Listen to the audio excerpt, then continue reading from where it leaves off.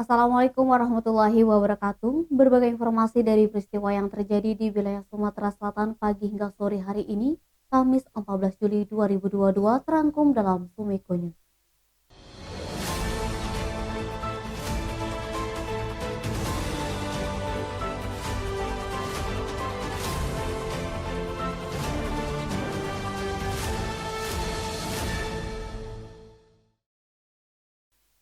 Dinas Kesehatan bersama Dinas Pendidikan Palembang melakukan vaksinasi campak rubella kepada anak-anak di SD Negeri 81, tepatnya di Jalan Gubernur Haji Abastari, Kamis 14 Juli.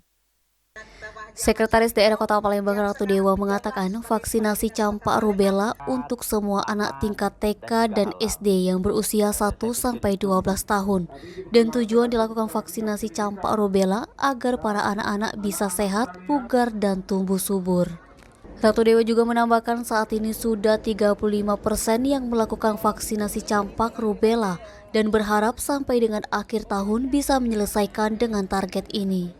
Sementara itu, Kepala Dinas Kesehatan Palembang Dr. Fenty Aprina menyampaikan terima kasih kepada Pemkot dan Disdik atas kerjasamanya dan berharap semoga dengan adanya vaksinasi campak rubella para anak-anak tidak terkena penyakit measles rubella seperti penyakit buta, saraf, tuli, serta penyakit lainnya. Dr. Fenty juga menyampaikan vaksinasi campak rubella semestinya dilaksanakan pada bulan Mei lalu. Namun di bulan tersebut banyak siswa SD sibuk dengan ujian sekolah. Denny, Sumeko TV melaporkan.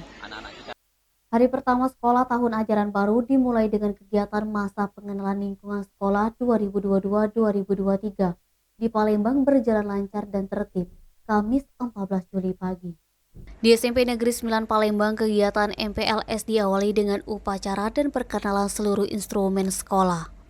Ketua Pelaksana MPLS SMP Negeri 9 Palembang yang juga menjabat Wakil Kepala Sekolah Bidang Kesiswaan, Imas Sukmarini mengatakan bahwa MPLS tahun ini diikuti 385 siswa baru. Mereka akan dibimbing dan diarahkan tentang visi misi sekolah agar para siswa memiliki kesamaan visi terhadap apa yang dituju oleh sekolah. Dijelaskannya, MPLS di SMP Negeri 9 Palembang berlangsung pada 14-15 Juli dan 18-19 Juli 2022, pukul 7.00 waktu Indonesia Barat sampai 12.00 waktu Indonesia Barat, di halaman dan ruangan kelas SMP Negeri 9 Palembang.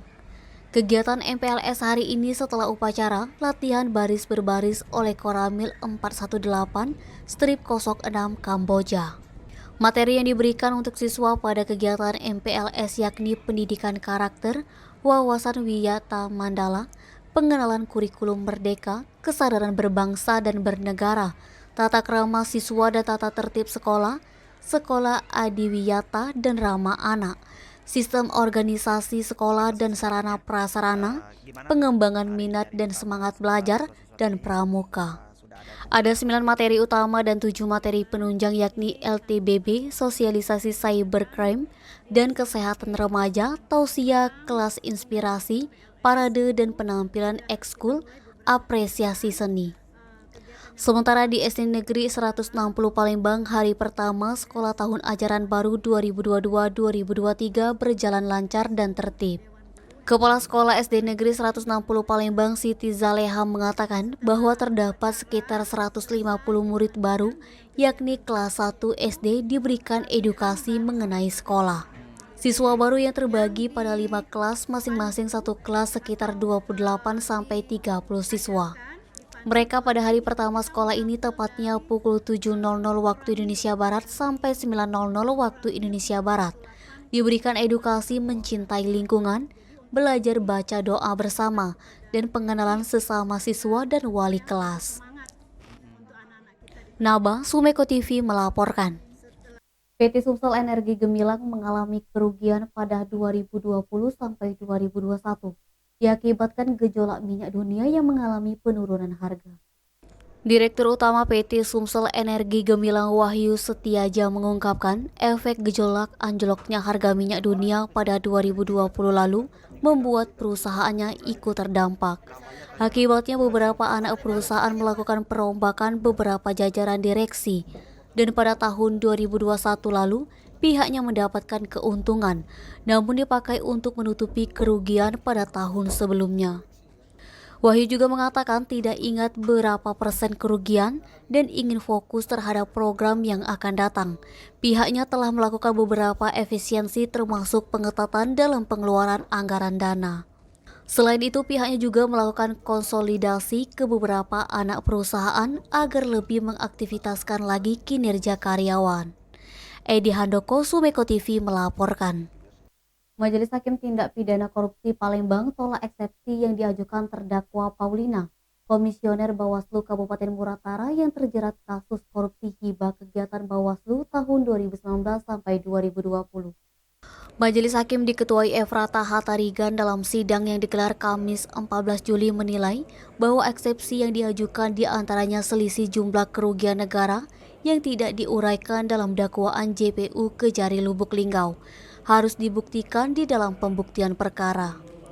Hakim anggota Ardian Angga saat bacakan putusan selah bahwa terhadap eksepsi terkait dakwaan JPU tidak menguraikan secara rinci dan harus dibuktikan di persidangan. Selain itu, sebagaimana keberatan atas dakwaan JPU mengatakan tidak menguraikan perbuatan apa yang telah dilakukan oleh terdakwa Paulina, Majelis Hakim berpendapat harus dibuktikan dalam persidangan. Hakim Ketua Efrata mengadili dan menyatakan bahwa eksepsi yang diajukan dinyatakan tidak dapat diterima, memerintahkan kepada JPU untuk melanjutkan pemeriksaan perkara dengan menghadirkan saksi-saksi.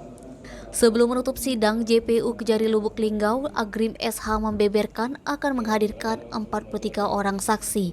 Untuk tahap pertama direncanakan menghadirkan sebanyak 13 orang saksi di persidangan.